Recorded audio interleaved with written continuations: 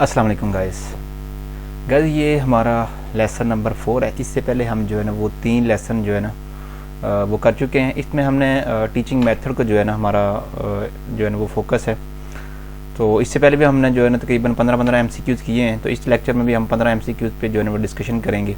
तो जैसे मैं पहले भी बता चुका हूँ कि अगर आप लोग PDF फॉर्म में जो है ना MCQs हासिल करना चाहते हैं तो उसके लिए आप लोगों के सामने एक व्हाट्सएप नंबर लिखा हुआ है, इस पर जो है कॉन्टेक्ट करके आप लोग वो हासिल कर सकते हैं। तो अभी जो है ना हम स्टार्ट करते हैं डिस्कशन। तो सबसे पहले जो हमारे पास MCQs है अभी वो देखते हैं हम कौन सा है। सबसे पहले जो है ना हमारे पास MCQs है वो है जी अफेक्टिव डोमेन के वाले से।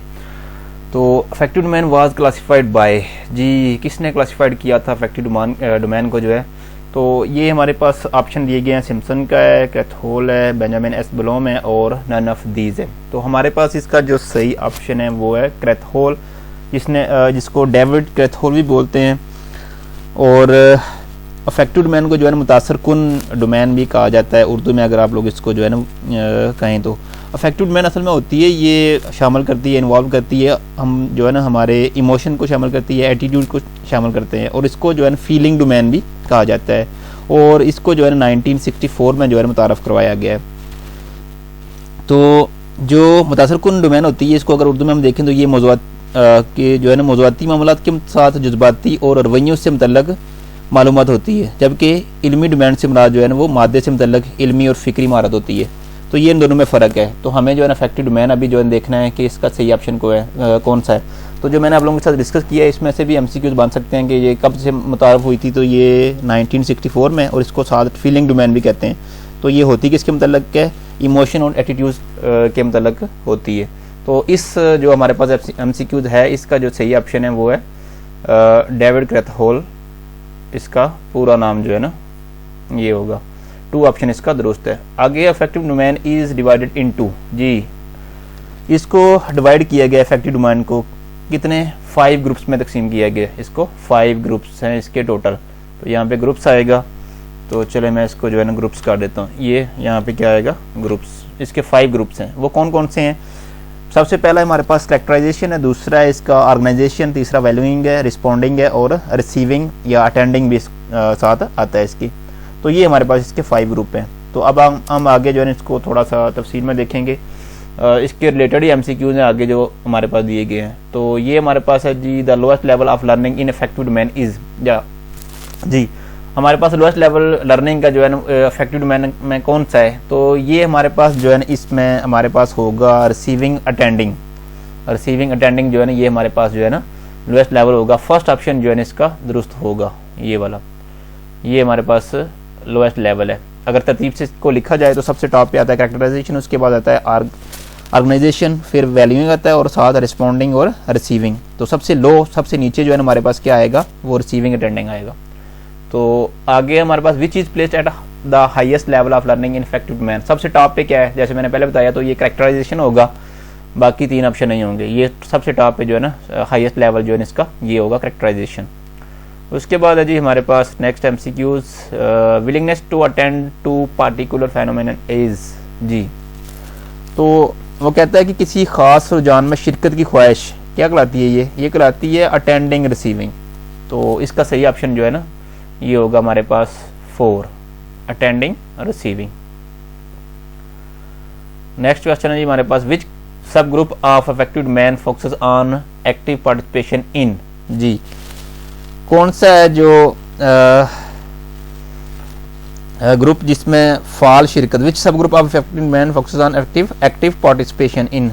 रिस्पॉन्डिंग है जी जवाब, रिस्पॉन्डिंग होता है जवाब देना। इसमें जो है ना एक्टिव पार्टिसिपेशन को जो है ना वो कंसीडर किया जाता है। तो ये हमारे पास इसका ट्रू ऑप्शन है 3, रिस्पॉन्डिंग। नेक्स्ट है जी हमारे पास bringing together different values into a consistent value system is, जी मुस्तकिल कदर के निज़ाम में जो है मुख्तलिफ कदर को इकट्ठा करना ये तंजीम कहलाता है। तो ऑर्गेनाइजेशन, ऑर्गेनाइजेशन असल में क्या होती है, ये होता है an organised group of people with a particular purpose, इनके खास मकसद के लिए जो लोगों का एक ग्रुप बनाया जाता है उसे हम ऑर्गेनाइजेशन या एक तंजीम जो है ना वो हम कह सकते हैं। तो ये इसका जो है ना ऑर्गेनाइजेशन इसका जो है ना ये दुरुस्त ऑप्शन होगा, जिसमें हम क्या करते हैं कि मुस्तकिल कदर के निज़ाम में मुख्तलिफ कदर को इकट्ठा करना तंजीम है ये जी, ऑर्गेनाइजेशन। आगे नेक्स्ट हमारे पास MCQ है, effective domain focuses on adoption of value system as a part of lifetime in. जी ये हमारे पास नेक्स्ट क्वेश्चन है। इसका जो है ना हमारे पास सही ऑप्शन होगा करेक्टराइजेशन। यहाँ पे जो है ना इसका लिखा फैक्टराइजेशन, तो ये करेक्टर असल में क्या है, ये है करेक्टराइजेशन। करेक्टराइजेशन ये इसका दुरुस्त ऑप्शन होगा। नेक्स्ट है जी हमारे पास psychomotor domain was classified by Simpson in. जी पीछे हमने इफेक्टिव डोमेन के बारे में जो है पढ़ा है, तो आगे है psychomotor domain was classified by Simpson. जी ये कब जो है ना क्लासिफाइड किया गया सिम्पसन से साइकोमोटर डोमेन, तो हमारे पास इसका सन बनेगा 1972। ये सन है जी हमारे पास साइकोमोटर डोमेन जब मुतारफ हुई थी, क्लासिफाइड किया गया था जब इसको। Bringing together to form a unique idea is. जी bringing together scientific idea to form a unique idea. जी bringing together to form a sorry ये यहाँ पे हमारे पास जो है MCQ थोड़ा सा मिस है, चले मैं इसको टाइप कर लेता हूँ जी। तो ये मर जाएंगे हमारे पास bringing together scientific idea to form a unique idea is. जी साइंसी नज़रिए को इकट्ठा करना, एक अनोखा ख्याल बनाना, ये क्या कहलाता है जी। एवेल्युएशन नहीं होगा हमारे पास, जो जिसका मतलब तशखीस है, सिंथेसिस और एनालिसिस एप्लीकेशन। तो एनालिसिस भी नहीं होगा क्योंकि ये तज्जिया और ये एप्लीकेशन जो है ये दरख्वास्त होती है। तो यहाँ पे हमारे पास सही ऑप्शन इसका होगा सिंथेसिस, जो कि तरकीब है। तो ये इसका जो है ना सही ऑप्शन होगा। नेक्स्ट क्वेश्चन है जी हमारे पास, which is vast in scope. जी किसका स्कोप जो है ना वो वसी है, टीचिंग मेथड का, टीचिंग टैक्टिक का, टीचिंग टेक्निक का, या फिर के टीचिंग स्ट्रेटजी। तो ये हमारे पास इसका जो है ना सही ऑप्शन है जी टीचिंग स्ट्रेटजी, यानी हिकमत अमली, इसका जो है ना ये वसी स्कोप है जी इसका।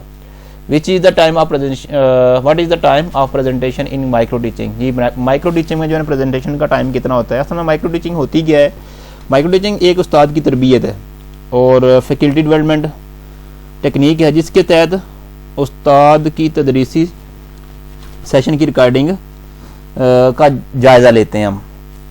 तो इसमें जो है हमारे पास इसका सही ऑप्शन होगा कि जो हमारे पास माइक्रो टीचिंग में प्रेजेंटेशन का टाइम है वो हमारे पास 1 to 5 मिनट होता है, 1 से लेकर 5 मिनट तक जो है हमारे पास ये 5 to 10 मिनट, ये हमारे पास सही ऑप्शन है इसका। सेकंड ऑप्शन जो है इसका दुरुस्त है, 5 to 10 मिनट। नेक्स्ट है जी हमारे पास, what is number of student in micro teaching. जी अब इसमें माइक्रो टीचिंग में जो है ना स्टूडेंट की तादाद कितनी होती है, ये भी 5 to 10 ही है, इसका टाइम भी यही है और स्टूडेंट की तादाद भी यही होती है। तो ये इसका सेकंड ऑप्शन जो है इसका दुरुस्त होगा। आगे जी micro teaching was started in. जी माइक्रो टीचिंग कब स्टार्ट की गई थी, तो ये हमारे पास जो है स्टार्ट हुई थी 1960 में। 2 ऑप्शन जो है इसका दुरुस्त है। ये लंबा चौड़ा इसको देखने की जरूरत नहीं है, शार्ट सा क्वेश्चन है। Micro teaching focus on the.